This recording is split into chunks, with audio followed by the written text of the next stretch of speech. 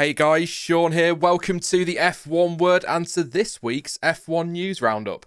Now, I've got 6 stories for you today, and first up, despite only signing a new deal in December 2019, Charles Leclerc is already chasing a contract extension with Ferrari. The Monegasque driver, of course, joined the Scuderia ahead of the 2019 season and enjoyed a strong debut year for the team, picking up 2 wins, 7 pole positions and 10 podiums on his way to a 4th place championship finish. That season, though, will forever be remembered for the controversy around the manufacturer's power unit, and the 2020 season was the team's worst for 40 years in terms of championship finishing position, but it must be said, Leclerc himself did pull off some exceptional results last year. But despite the struggles of the last 12 months, Leclerc is confident the team can turn things around and is committed to them long term. I have an agreement with Ferrari until the end of 2024, but I can say that I already want to renew it. I want to stay here for many more years and contribute to the success of the team. I have full confidence in Ferrari and in all these people who work for the team. All of that builds on what Leclerc said last week, where in an interview with an Italian magazine he spoke about his dream to drive for Ferrari and the envy other teams will always have for the support the team enjoys.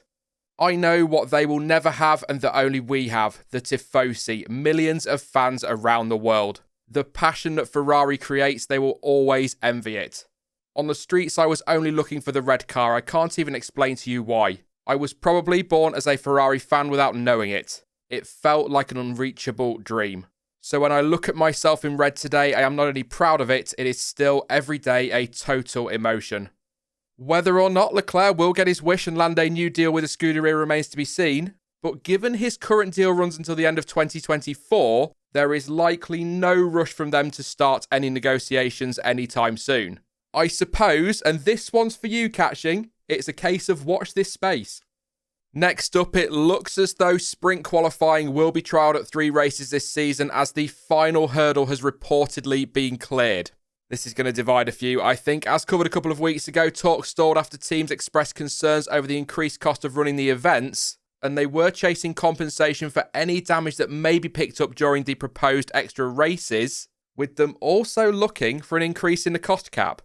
However, the financial terms do appear to have been agreed, with motorsport.com reporting that teams will each receive $500,000 to cover the costs of sprint qualifying, and the cost cap will also be increased by the same amount. It is also believed that should a team suffer severe damage during a Saturday race, there is the possibility of them receiving an extra payout or the cost cap being lifted on top of that additional money they're getting, in a bid to ensure that no team is unfairly penalised.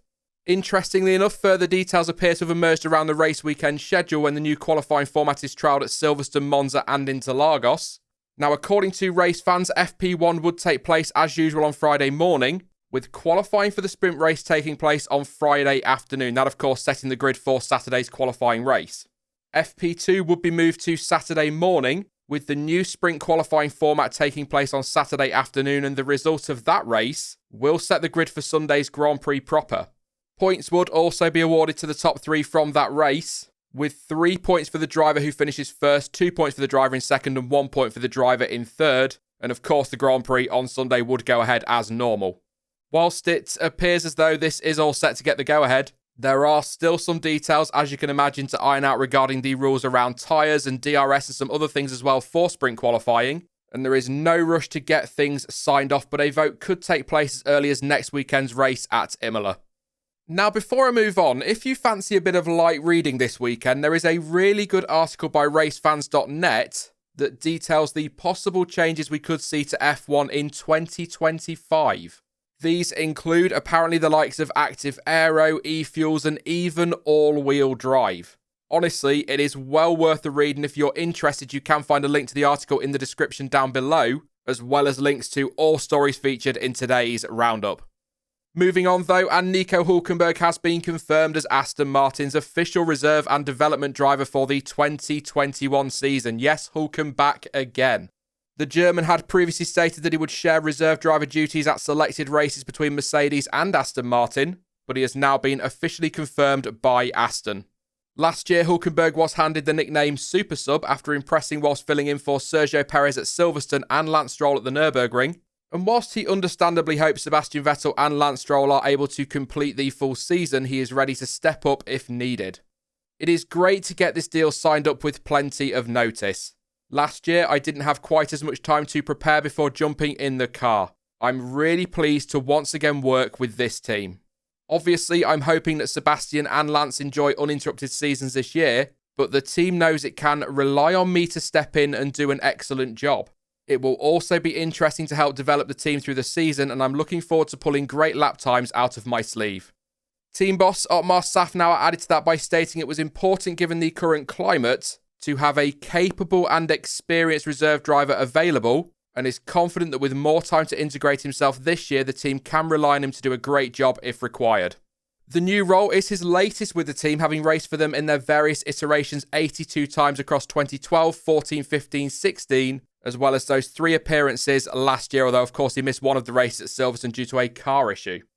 Mercedes has announced a reshuffle of its technical operations, which will take effect from July. James Allison will move into the newly created role of Chief Technical Officer, with Mike Elliott, who is currently the team's technology director, stepping in to fill Allison's shoes as technical director. All of that will result in Allison taking a step back and will no longer be responsible for the day-to-day management of the F1 technical operations, and will instead focus on helping the team to meet the, quote, strategic challenges of the sport's next era. Allison said that he believes people have a shelf life when it comes to holding senior roles in F1, and described Elliott as an exceptional engineer in a tremendously strong group of senior leaders in the team. And in the team's press release, Allison went on to add, I hope I can continue to make a useful contribution across a new sphere of activity in my role as CTO, with a focus of increasing our capability across the board and supporting Toto with the major strategic challenges we face in the near future. I wonder if he's been geared up to be Toto's replacement in the future. That's probably a conversation for another day though, but something worth just bearing in mind. Mercedes added that the transition will take place across the coming months. Daniel Ricciardo has spoken out about F1's social channels, singling out the apparent obsession with showing drivers crashing over and over again. As I'm sure many of you will remember, following Romain Grosjean's crash in Bahrain last year, Ricciardo was one of several drivers to express their disappointment with F1 for showing so many replays of the accident. And now Ricciardo has added to that by telling Square Mile, I think last year F1 put on their social channels top 10 moments of the year or something, and 8 out of the 10 were crashes. I was just like, you guys are Frappuccino idiots. That doesn't say Frappuccino, does it? Anyway, maybe 12-year-old kids want to see that kind of content, and that's cool because they don't know any better, but we are not kids. Just do better, guys. Do better than that. The Aussie also had his say on the portrayal of his rivalry with Carlos Sainz in Drive to Survive.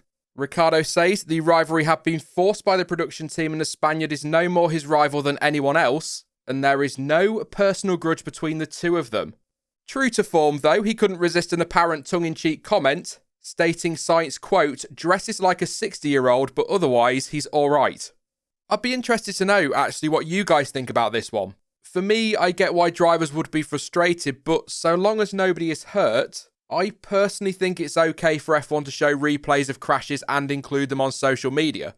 Perhaps not as many as they did for the Grosjean crash, for example. That did feel like a lot when watching live. But all that said, I'm not the one putting my life on the line at 180 miles per hour or whatever, so that's easy for me to say. I do agree with Danny Rick, though, that the top 10 moments don't have to predominantly feature crashes, especially in a year like 2020 where we had so many good races, wheel-to-wheel action and surprise results. There were some great stories to feature last year. So yeah, they're just a few of my thoughts on it all. I don't think it's a massive issue, but I can kind of see where the drivers are coming from. But do let me know what you think down in the comment section. And finally, Romain Grosjean's hopes of one final outing in a Formula One car look to have taken a step closer to becoming reality. Grosjean left F1 at the end of last season and was unable to take part in the final 2 races of the year as a result of the injury sustained following his crash in Bahrain. The Frenchman later said that he will call every team on the grid to try and land a test, and Mercedes boss Toto Wolff even said that if no other team would, they would be willing to give him the opportunity. And whilst there is currently no news on who this test will be with, the executive producer of Drive to Survive has confirmed that they have filmed Grosjean's seat fitting, and he is, quote, having one last spin with a team. Of course, we'll have to wait and see when and who he will be driving for in this test, but if it is with Mercedes, it will likely be in a 2-year-old car, perhaps at Silverstone. That is it though for this week's roundup, but you can, as always, let me know your thoughts on any of the stories featured in the comment section down below. And if you did enjoy this video, then please do leave a like, as it really helps out the channel. And don't forget to subscribe so you don't miss out on any future content. Of course, it's Imola next weekend. Yes, almost race week again.